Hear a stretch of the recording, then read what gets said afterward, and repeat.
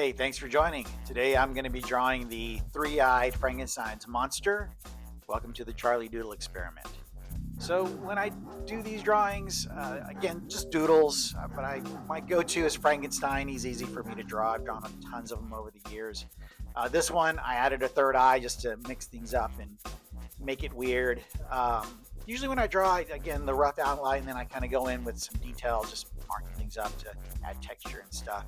On this one, the original ears I drew, I put hair in them, but I ended up not liking it for some reason, so I ended up erasing them. But I'm a big fan of the two bolts in the head, in the forehead, and then of course the flat top. That's the signature Frankenstein. I also do it without a nose too. I like the little kind of rotten nose holes sticking there. But the other thing I do is in this one, instead of drawing a full head of hair, I drew this kind of sparse, kind of like dyeing hair thing going on.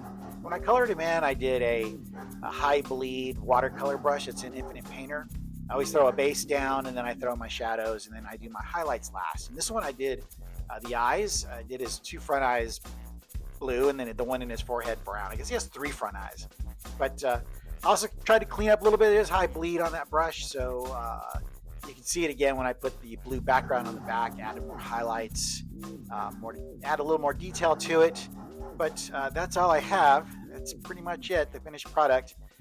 Throw me a comment, like, subscribe. That's it. Hey, thanks for sticking around. I'll see you.